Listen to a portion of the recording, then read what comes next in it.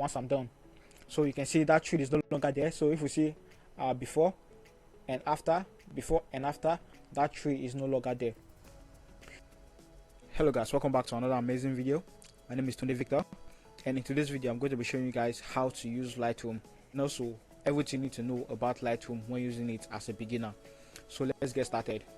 So I'm just going to remove all these pictures right here and show you how to import picture to Lightroom.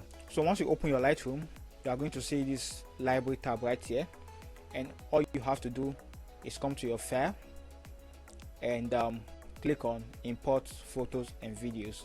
So just click on it right here, and after that you are going to choose any folder your image is saved to on your system. So I want to be using these pictures right here by Amazing Klef, so I'll just click on this folder right here, which I rename Amazing. And once you're right here on this import folder, you can choose to import which image you want to select. You can choose to select all image, or you can select specific image which you want to import. But for the sake of this tutorial, I'm just going to import all. So I'm just going to import like this. So once I click on import, the whole image are going to import into Lightroom. So these are the image I imported into Lightroom right now. And after you import your image, if you want to start editing your image, just come to this your develop tab right here. So click on develop.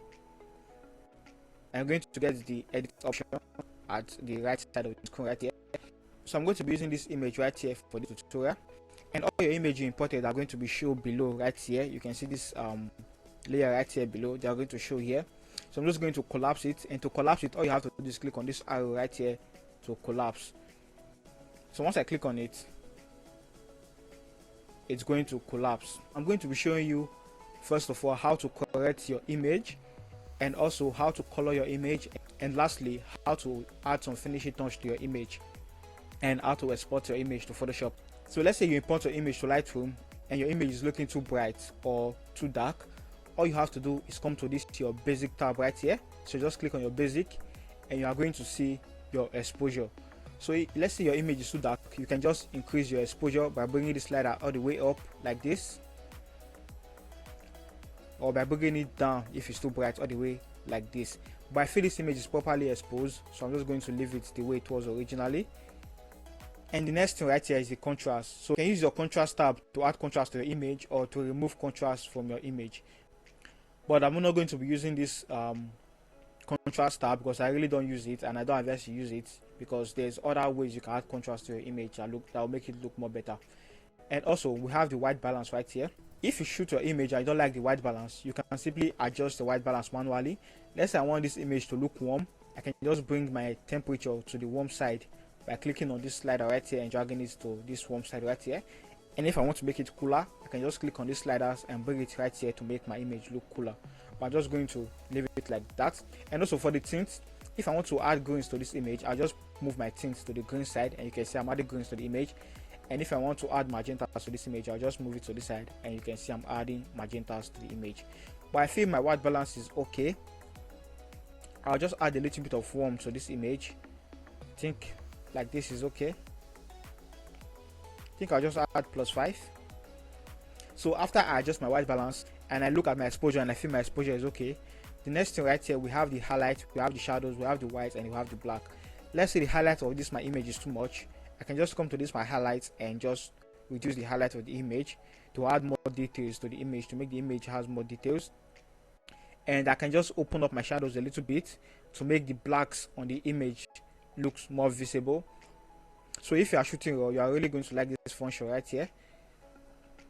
And after that, because I bring my highlights down, I can just bring my white up to compensate for the highlight which I brought down. So, and for the blacks, I can just bring my blacks down as well, since I bring my shadow up like this.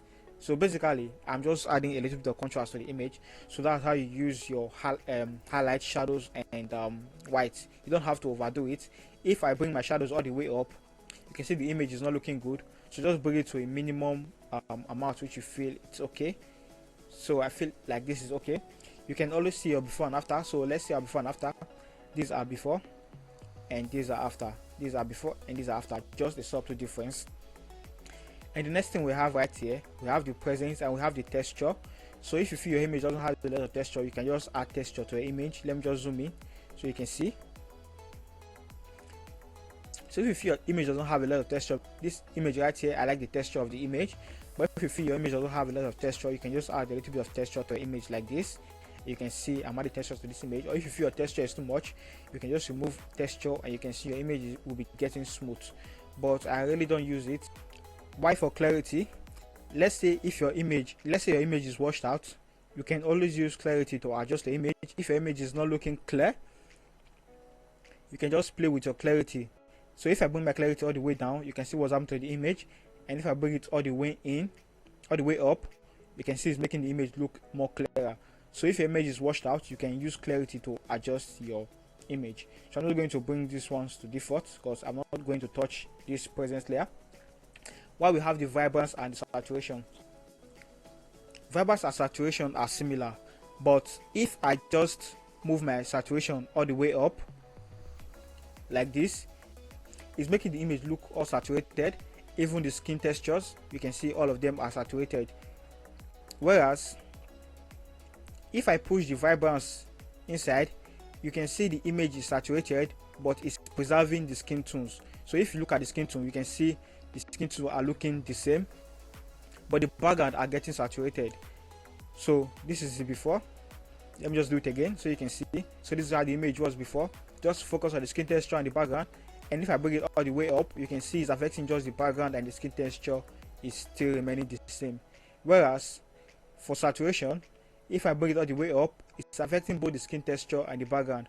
So if you are working on an image that has humans on it, that has people on it, I prefer you use vibrance instead of saturation. So that's all for this basic layer in Lightroom. So I feel I'm just going to add a little bit of vibrance to this image like this, and I'll just close this basic adjustment tab, and the other tab we have right here is called Tone Curve. So this Tone Curve, it sounds complicated at first, but it's very easy to use in the sense that you can use your tone curves to add contrast to your image. So right now my channel is on RGB. If I want to add contrast to this image using these tone curves, you can also call these tone curves contrast. So I'll just create an S curve by clicking here to add a point and just dragging this point down like this a little bit, and I'll click another point up here on the highlight and just drag it all the way up like this to add contrast to this image. So if I remove the point, let me remove the point and show you something. So if I just drag this place up, you can see I'm adding brightness to this image, and if I drag it all the way down, I'm making the image look dark. So I'm just going to add contrast to this image using these curves, using these tone curves. So I'll just click on one curve here and bring it all the way down a little bit, and another one on the highlight and bring it all the way up. Just create an S curve to add contrast to your image. So this is our before so far. This is before and after. This is before and after. You can see the image is looking good already. Aside adding contrast, there's another thing these tone curves can do. You can add colors to a specific part of your image, and I'm going to show you how to do that right now. Under this channel, you can see your red, your green, and your blues. But if you have the latest version of Lightroom, you are going to see them up here. So just come to your reds, and if you just click and drag this red up, you're adding reds to the image. And if you click and drag it down, you're adding greens to the image, because the opposite of red is green. So if I take it up, I'm adding red. If I take it down, I'm adding greens. So I'm just going to create an S curve as well. So I'll just click on this highlight, take it up a little like this, and click on my shadow and take it down a little. So once I create S curve like this, I'll come back here again. I'll come to my greens. I'll do the same thing for my greens. If I take my green all the way up, I'm adding greens to the image. If I take it all the way down, I'm adding magentas to the image. So I'll just create another S curve. So to create a point, make sure you click on this point right here. So just click on this pointer and you can create a point. So once I click, I create a point. I'll drag it all the way down, create another S curve for the greens like this. Then I'll come back to the blues and create another S curve for the blue to compensate for the reds and the greens. If I drag these blue sliders up, I'm adding blues to the image. If I take it down, I'm adding yellows to the image. So I'll just create another S curves on this blue curves adjustment layer. So I'll double click first of all to remove this curve I created, and once I remove that, I'll click on the shadows and I'll just drag it down and I'll click on the highlight and I'll just take it up a bit like this. Now we are getting somewhere.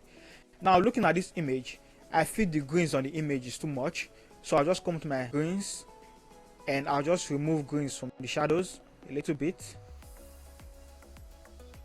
and remove it from the highlights as well.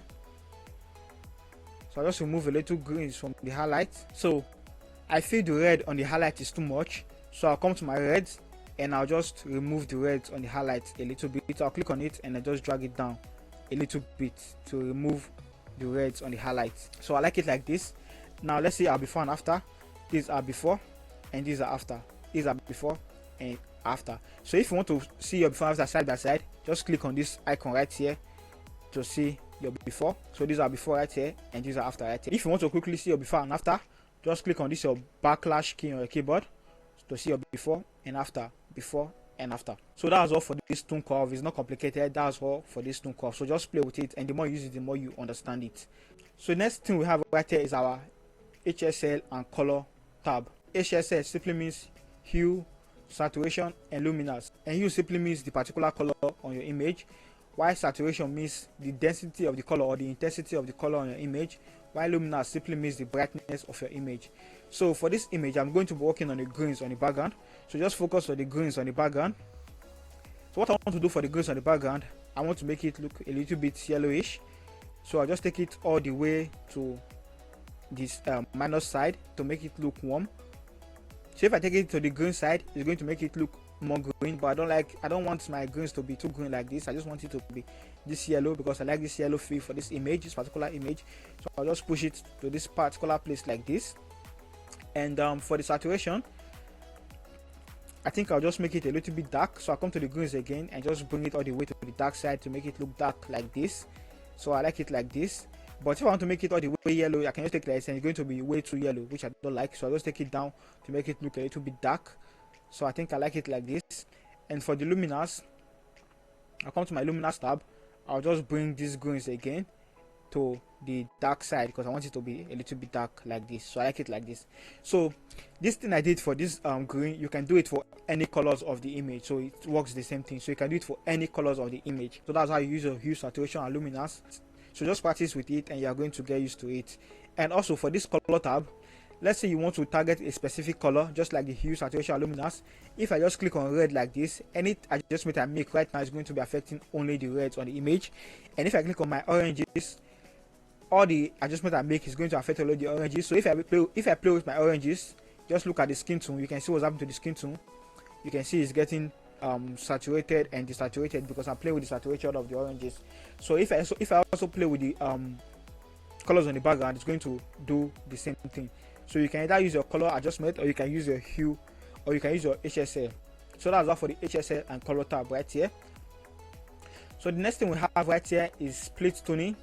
And for the split toning, you can add a specific color to your highlights and your shadows of your image. So let's say I want to add a warm yellow to my highlights. I'll just move my hue to the yellows like this and just increase the saturation. So if I increase saturation all the way to 100, you can see it's adding this warm look to the image, but I feel it's too much, so I'm just going to bring my saturation to about 8. I feel 8 is okay. So next thing I'm going to do for the shadows, I want to compensate this warm which I added to the highlights with a cool color. So I'll just come to the blues and click on the blues. Once I'm on the blues, I'll just increase the saturation of the blues. So if I increase the saturation of the blues all the way to 100, you can see blues are affecting the shadows of the image. So I just decrease the saturation to about, I think 18 is okay.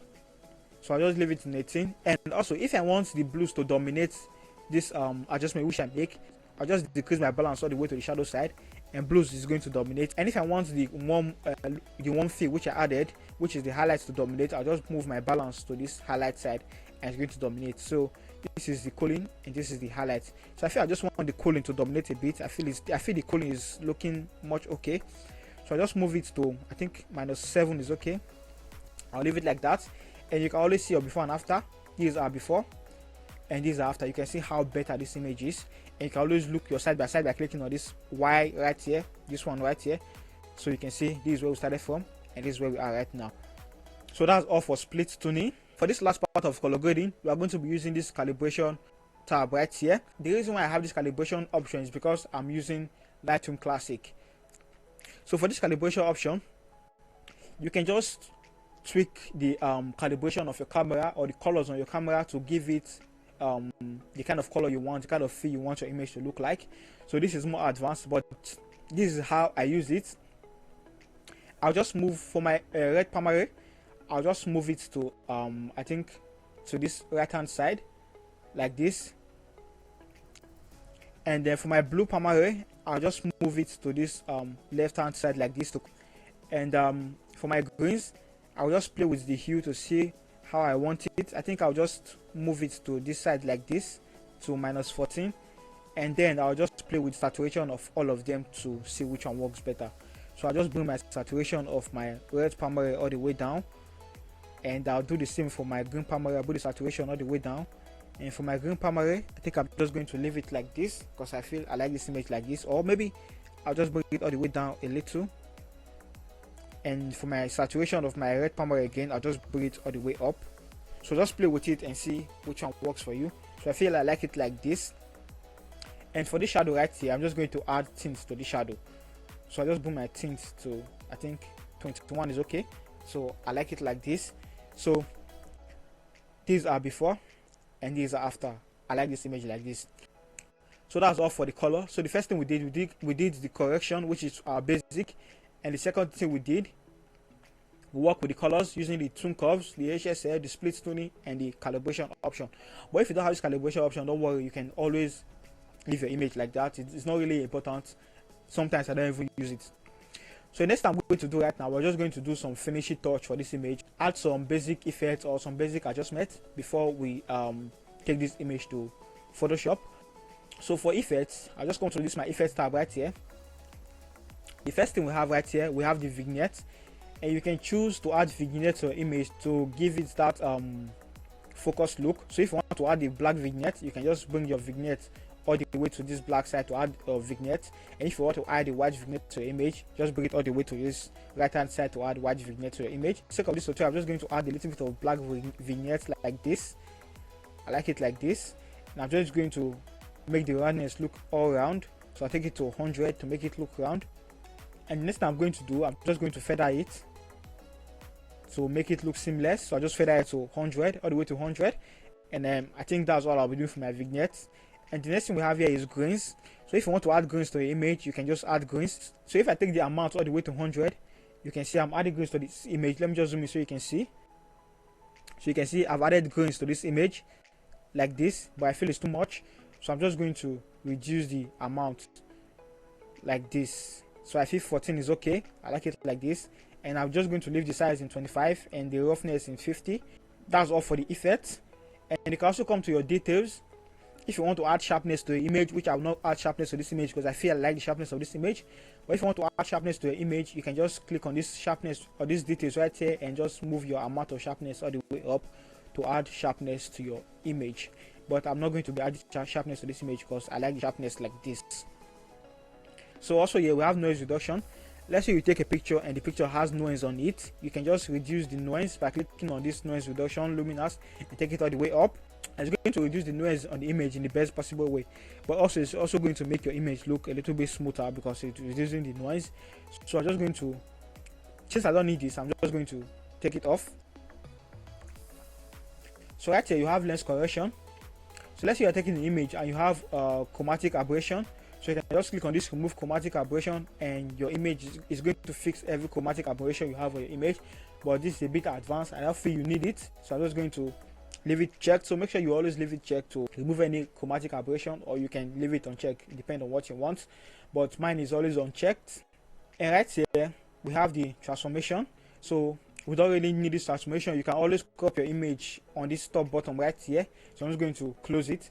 This is how you color grade your image, and that's how you make some basic adjustment, and that's how you add details to your image in Lightroom.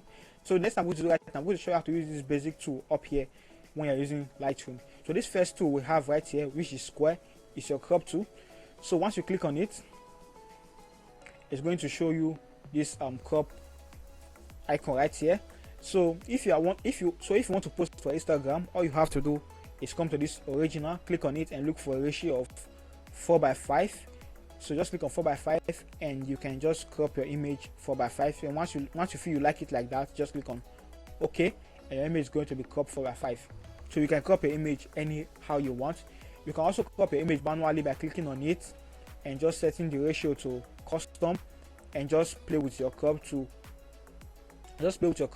And see which one works for you. But I prefer to crop my image 4:5 because I like posting on Instagram. So I'm just going to undo that by clicking on Ctrl Z to undo. And my crop ratio is set to 4:5 right now, which I like. So this second one right here is spot remover. So let me just zoom in. So to remove blemishes or pimples or spots,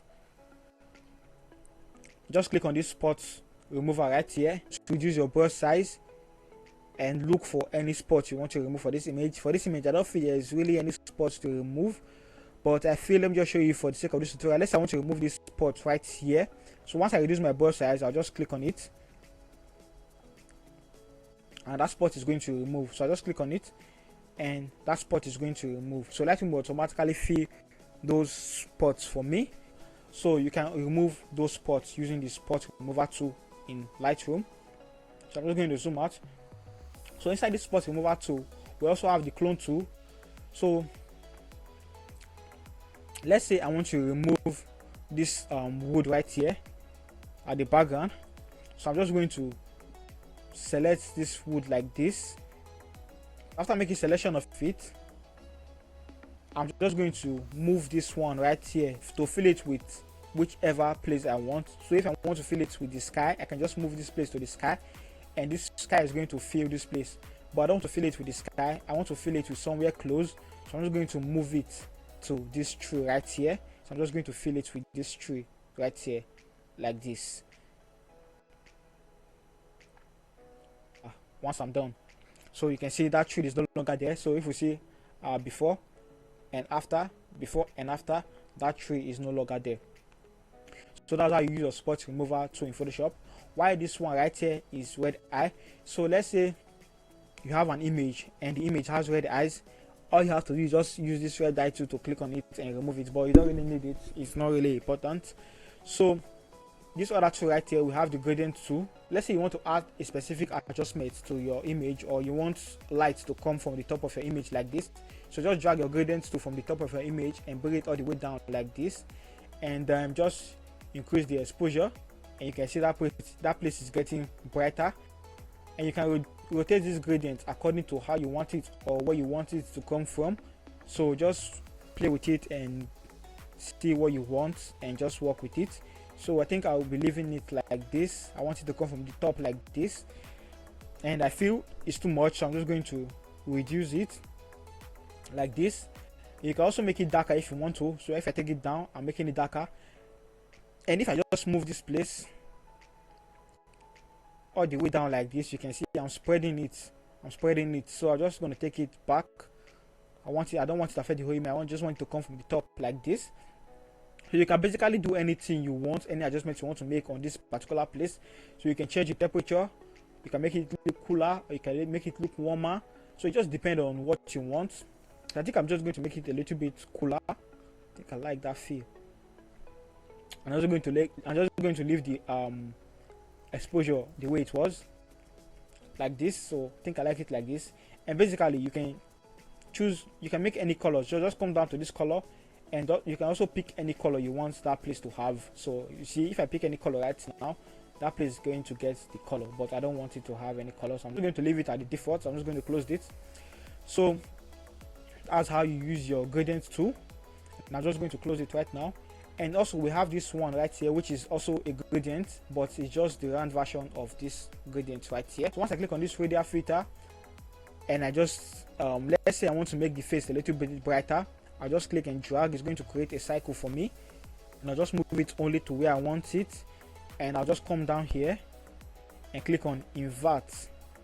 So once I invert it, you can see the brightness affecting only the face. So I can just decide to make the face a little bit darker or a little bit brighter the way I want, just like the way we use this gradient filter right here. Just going to undo that. The next tool, we have this brush adjustment tool right here. This brush adjustment tool it gives you control to work on a specific part of an image. So let's say I want to work on the down part of this image. I'm just going to brush on this down part of this image like this. So once I brush on this down part of this image and I just increase the exposure, I come to this exposure tab right here and increase the exposure, you can see it's getting brighter. And if I take it down, you can see it's getting darker, and it's affecting just where I brush. So if I brush on this face right now, it's going to affect the face as well. So if I want to change the temperature, I can just change the temperature. You can see it's making it look a little bit warmer, and if I take it down, it's making it look a little bit cooler. So that's the function of this brush key. You can basically do any adjustment. You can add colors to it. Let's say I want to add purple color or green colors to this down place. I'm just gonna click on green. It's going to add greens to this down place. So you can see I'm adding greens. If I want to add reds, I can click on reds and I'm adding reds to this down place. So I don't want to add any colors, so I'm just going to leave it on default, and I'm just going to undo that. And since I've lost track of what I want to undo, I can just click on my history and just look for where I want to undo. So let me just stop from this gradient filter. Okay, I think I like it like this. I'm just going to close. So if you don't understand this history right here, this is everything I've done for the image, So you can choose to go back at any point. Let's say you can choose to go back at any point and start editing from any point you want. So I just went back to where I added that gradient filter from this angle right here. So if I click on this exposure, this part of the image are getting dark again, but I don't want that, so I'm just going to make sure I continue from this place right here, and I'm just going to collapse it. And also you can collapse this place as well by clicking on this angle right here to collapse. You can bring it up by clicking on this angle right here to bring it out as well. Same thing for here. You can click on this angle to collapse and click on it to bring it out as well. So let's see our overall before and after. These are before and these are after. Let me just put them side to side. And also I don't want to remove this wood at the back because I feel I removed that wood with the glow stamp tool at the back. So I'm just going to bring that wood back. And to do that, I'll just come to my history and just look for where I use that glow stamp tool, which I don't want. So I think it's this place right here. So I'll just click on it and you can see I brought back the wood. So I'm just going to collapse this history as well. You can leave it on if you want, but I'm just going to collapse it. So after that, I'll just click on done. Once I click on done, you can see our before and after. These are before right here, and these are after. So basically we just color graded this image right here. So after doing your correction and color grading in Lightroom, and you want to retouch the skin in Photoshop, all you have to do is right click and come to edit in Adobe Photoshop or in any Photoshop version you have. So just click on edit with Adobe Photoshop and click on this first one right here, edit a copy with Lightroom adjustment. So if you want to keep your Lightroom adjustment, just click on edit with Lightroom adjustment and click on edit, and your image is going to open in Photoshop. So you can see the image open in Photoshop, and we still have all the adjustments we did in Lightroom. So guys, this is basically everything you need to know about correcting, color grading, and making little adjustments or adding little effects in Lightroom to process your raw file. And hope you like this video. If you like this video, make sure to give this video a thumbs up so that more people can see this video and learn from this video. And also, if you want to learn how to retouch studio portrait and how to change background in Photoshop, make sure to click this video showing on your screen right now. I'll see you guys in my next video. Stay creative.